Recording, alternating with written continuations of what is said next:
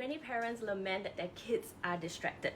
And then we find ways to take away those distractions, like take away the fidget toys, make them sit at a barren table or yell to get their attention, which are all great, but missing the crux of the matter. If the kids are not motivated at finishing their task, anything can and will become forms of distraction for them. I know, because I spent hours looking at my toenails grow at one point in my life.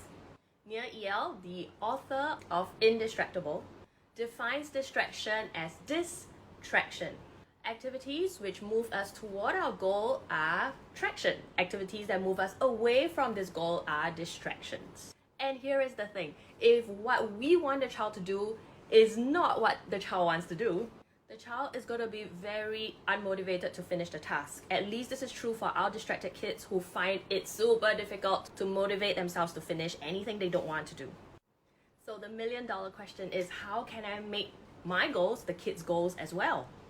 Thinking about the matter this way forces us to get more creative, less combative, and try to find a win-win situation instead.